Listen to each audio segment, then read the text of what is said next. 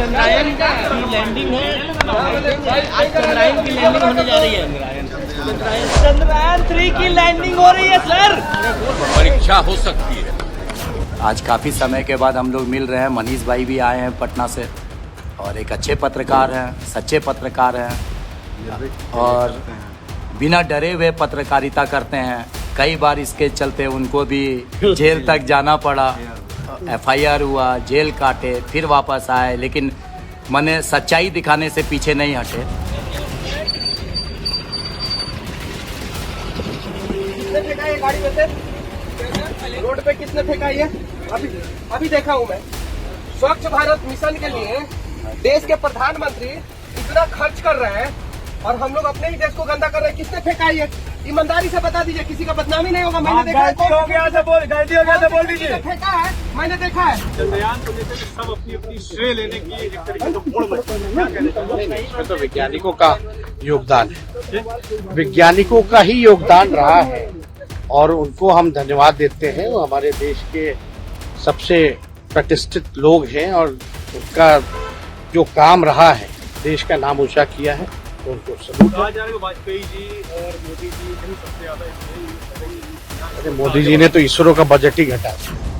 क्या किसी ने कभी सोचा है कि जो प्रसिद्ध और जो सफलता इन दोनों मनीष कश्यप को मिल रही है, न सिर्फ बिहार में बल्कि देश के बाकी राज्यों में भी वह इतनी ज्यादा होगी कि उसके आगे राजनेता भी इनसिक्योर हो जाएंगे। सभी को पता है कि 2024 के चुनाव को अब कुछ ही दिन बचे हैं और अब साल भर में सबके रिपोर्ट कार्ड में क्या क्या काम हुआ यह न सिर्फ जनता जानती है बल्कि वो बिहार के भविष्य को मनीष कश्यप के तौर पर देख भी रही है। ऐसे में लालू यादव काफी परेशानियों का सामना करते हुए अपने बेटे तेजस्वी यादव के डूबते पॉलिटिकल करियर को पंख देने के लिए स्ट्रीमर पर बैठकर निकल पड़े हैं।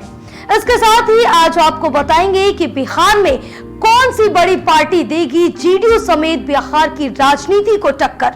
चंद्रयान 3 की सॉफ्ट लैंडिंग पर क्या बोले थे बिहार के काबिल मुख्यमंत्री नीतीश कुमार और कैसे मनीष कश्यप ने चलती हुई बस में चढ़कर पैसेंजर्स को लगाई थी फटकार।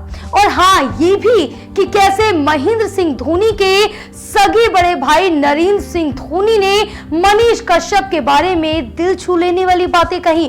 तो जल्दी हमारे चैनल पॉलिटिक्स जंक्शन को सब्सक्राइब कर लीजिए और वीडियो के आखिरी तक जुड़े रहें। नमस्कार दोस्तों, मैं हूं आपके साथ जय अपाल। सबसे पहले वीडियो की शुरुआत करते और आपके अपने मनीष भाई के इस वीडियो में जिसमें वो स्वच्छ भारत अभियान मिशन को फॉलो करते हुए सड़क पर पड़े कचरे को हाथ में लेकर बस पर चढ़कर पैसेंजर्स को फटकार लगाते हैं और सड़कों को साफ करने की गुजारिश करते हुए दिखते हैं।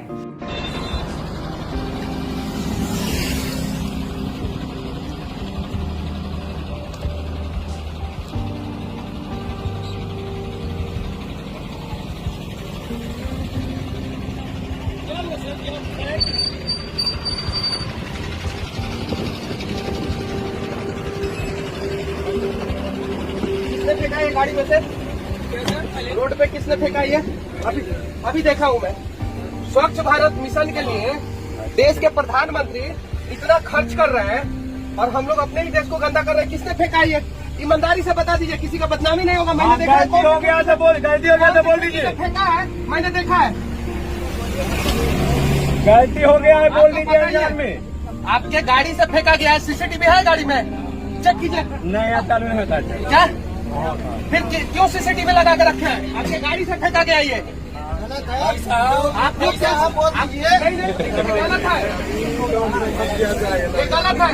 बिहार के लोग दूसरे राज्य में जाते हैं, मुंबई में जाके पूछते भी हैं तो 50 रुपया फाइन देते हैं और हम लोग जो है बिहार को गंदा करते हैं। जब फेंका गया तो क्यों नहीं मना किए? देश को गंदा करने का जिम्मेवारी हम लोग लिए है क्या? ये बस कहाँ से चल रही है? कहाँ से चल रही है और कहाँ जा रही है? पढ़े लिखे लोग हैं ना साहब, देश को साफ सुथरा रखना सबकी जिम्मेवारी है ना, है कि नहीं है? आपको हंसी आ रहा है? गंदगी की वजह से जब आदमी हॉस्पिटल में मर जाता है तब हंसी नहीं आता आप लोगों को। ये चीजें सोचना होगा। ये अपने घर में रख लीजिए इसको, कचरा को।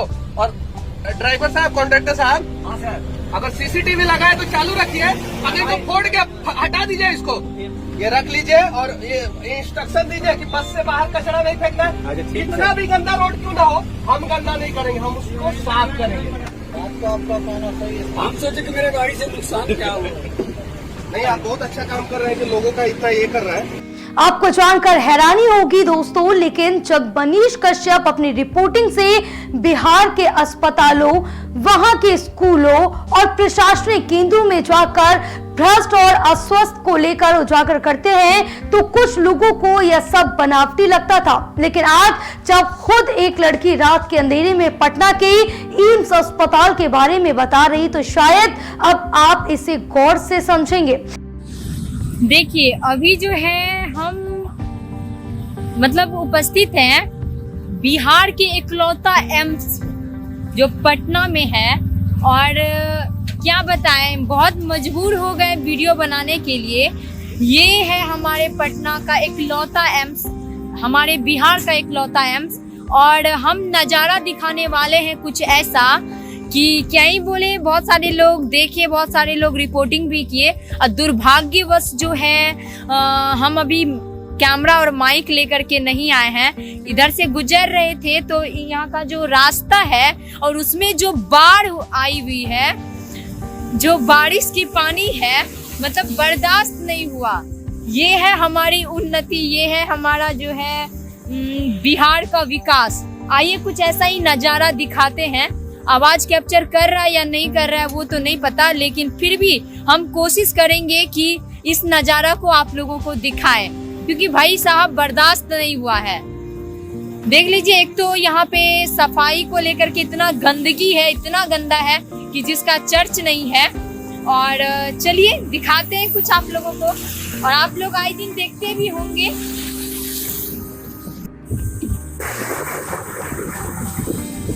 दोनों साइड का वही हाल है, आप लोग देख सकते हैं। आराम से यहाँ नाव लगा करके जो है इस पार से उस पार किया जा सकता है।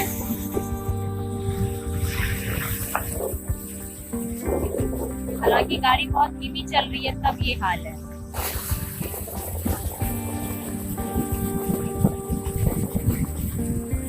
देखिए, ये है हमारे बिहार का विकास। चुनाव आने वाला है, देखिए हमारे बिहार का विकास। देखिए उस साइड का भी वही नजारा है। अच्छे से कवर नहीं हो पा रहा है, अगर दिन होती तो शायद बहुत सही से हो पाता।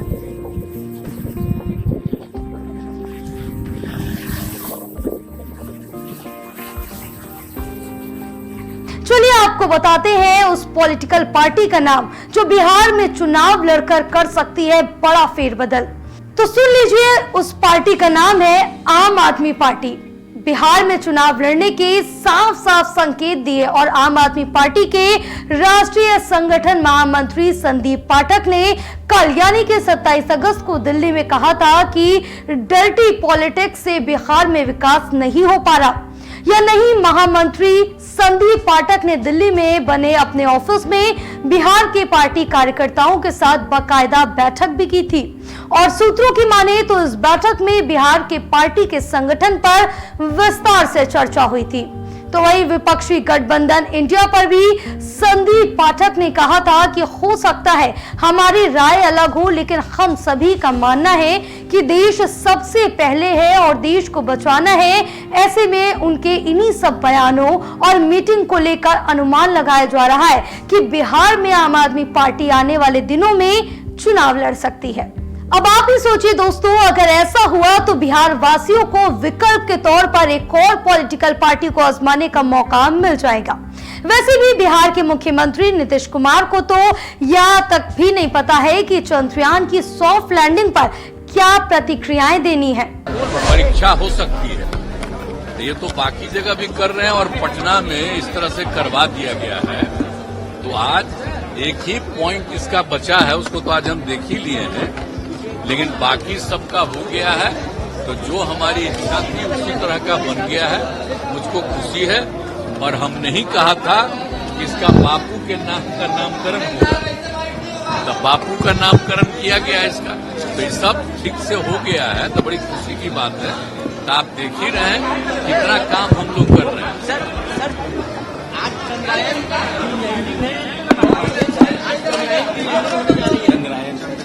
चंद्रयान 3 की लैंडिंग हो रही है सर।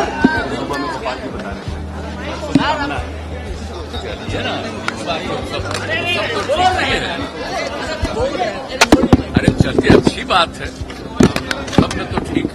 और रही बात डिप्टी सीएम तेजस्वी यादव की, तो वो भी देश के राष्ट्रीय और गौरवान्वित क्षणों को कुछ खास व्यक्त करने में असमर्थ रही हैं।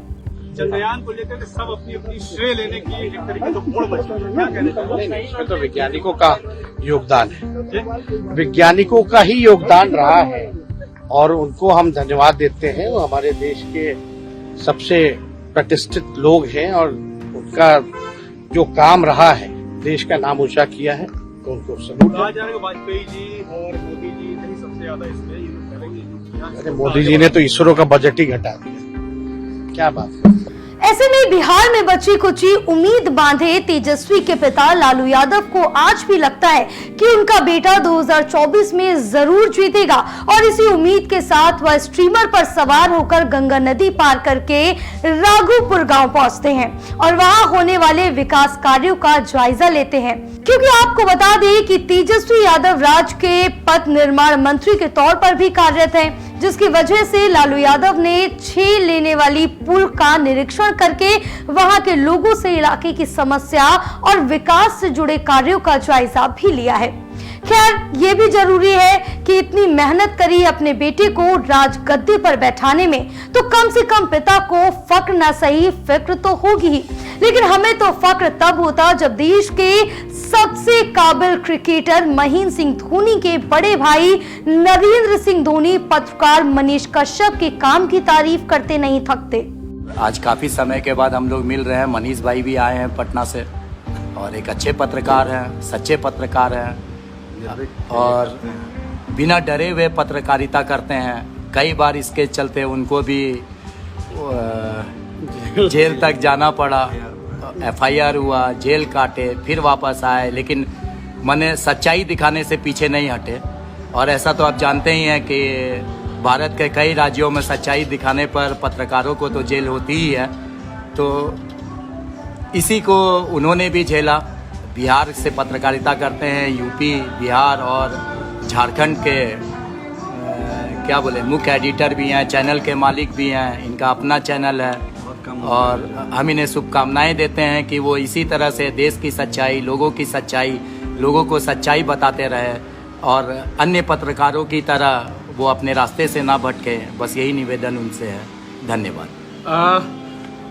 नरेंद्र भैया हैं ये, और ये इनका अपना पहचान है। धोनी, महेंद्र सिंह धोनी हैं, उनके बड़े भाई हैं। और सबसे पहले मैं इनके बारे में मैं बता देना चाहता हूं कि देखिए कितना साधारण है ये। सबसे बड़ी बात है कि एक धोनी का भाई होना अपने आप में गर्व की बात है और उसके बावजूद जो है हमारे साथ जो है यहाँ पे रेस्टोरेंट में बैठे हुए हैं। अगर दूसरा कोई होता तो शायद अपने आप को सेलिब्रिटी जैसा फील करता और हम लोगों को फील कराता कि हम सेलिब्रिटी हैं। लेकिन भैया सच में मतलब कि धोनी एक टाइटल, धोनी एक परिवार जो है ना, ऐसा चीज़ है ना कि वो सच में ज़मीन से जुड़ा हुआ है, सच में।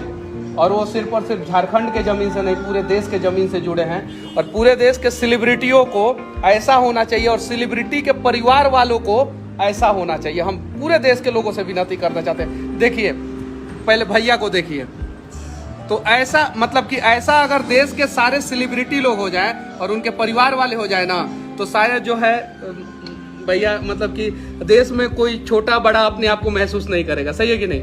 नहीं, देखिए छोटा बड़ा कुछ नहीं होता है। लोग सब अपने हिसाब से अपना काम करते हैं। जितना उन्होंने एजुकेशन लिया या जितना उनके जानकारी है, उनके हिसाब से वो अपने परिवार को चलाने के लिए काम करते हैं। तो किसी के काम को छोटा या बड़ा देखकर नहीं आंकना चाहिए। अगर वो अपना मेहनत करके काम कर रहे हैं, बहुत बड़ी बात भैया। अगर कोई चोरी करता है तो वो काम खराब है, लेकिन अगर कोई मेहनत करके कमा रहा हो और वो कोई भी काम कर रहा हो जिसमें वो मेहनत कर रहा है और उसके बदले उसको 2 पैसे अपने परिवार के लिए कमाने का अवसर प्राप्त हो रहा है, तो वो छोटा बड़ा नहीं हो सकता। उसके अब विचार क्या है, वो देश के बारे में क्या सोचता है, वो समाज के बारे में क्या सोचता है, वो अपने परिवार के बारे में क्या सोचता है, ये मायने रखता है। और इसी के आधार पर अमीर और गरीब का तय होना चाहिए कि अमीर और गरीब सोच की तय होनी चाहिए। इनका विचार बहुत बढ़िया है। बहुत सारी चीजें जो है ये ऑफ कैमरा हम लोगों से बताए, लेकिन ऑन कैमरा नहीं बोल सकते हैं, मजबूरी होता है, सब किसी का अपना मजबूरी, लेकिन बहुत बढ़िया विचार है। और सिर्फ झारखंड के लिए नहीं, पूरे देश के लिए इनका बहुत अच्छा विचार है। मिलके बहुत अच्छा लगा, कसम से भैया, बहुत अच्छा लगा भैया। जय हिंद भैया आपको। और ये हमारे पीछे जो है हमारे सभी मित्र हैं, रोशन भैया हैं, ये विनय भैया हैं, हमारे भैया रांची के और पटना के दोनों के, रजनीश हैं, अपना विकास भाई हैं, और ये मतलब कि इनके साथ सोनू जी रहते हैं। और इनको तो आप लोग सभी जानते हैं, इन्हीं के फेसबुक से हम लोग लाइव हैं। और हम लोग कल मिले थे रजरप्पा में भैया से, और अच्छा लगा भैया से भी मिलके। बस विनती है आप लोगों से, सभी लोगों से, कि सभी इस देश के सभी सेलिब्रिटी और उनके परिवार वालों से एक बार इनका जीवन आप लोग जानने का प्रयास करें, एक बार इनको जानने का प्रयास करें। और एक बार इनको देख लेंगे ना, तो जो घमंड का लेवल 7वें आसमान पे होता है ना, वो खत्म हो जाएगा। बस आखिरी में एक ही शब्द कहूंगा भैया, आपके लिए, सिर्फ आपके लिए, जय हिंद भैया। वैसे जिस तरीके से हालात राज्य में बने हुए हैं, उसे तो देखकर यही लगता है कि सच में यह राज्य श्री राम के भरोसे ही रह गया है। राज्य का इतिहास इतना अद्भुत रहा हो, जहां देश के दो बड़े धर्म, जैन धर्म और बौद्ध धर्म की उत्पत्ति हुई है, उसका वर्तमान और मौजूद स्थिति देखकर काफी हैरानी और चिंता भी होती है। और फिर जब मनीष कश्यप जैसा निडर और साहसी पत्रकार उसे राज्य को बदहाल से बाहर निकालने के लिए अपना खून पसीना एक करता है, तो उन पर एनएससी लगा दिया जाता है। आज की वीडियो को लेकर आपकी राय क्या कुछ है, हमें कमेंट करके जरूर बताइएगा। और अगर कोई सुझाव हो वो भी कमेंट बॉक्स में शेयर जरूर करें, हम उसे भी अमल करेंगे और आपकी उम्मीदों पर खरा उतरेंगे। इसी के साथ लेती हूँ मैं आपसे विदा। कल फिर मुलाकात होगी नई उम्मीद और एक नई अपडेट के साथ। तब तक के लिए नमस्कार।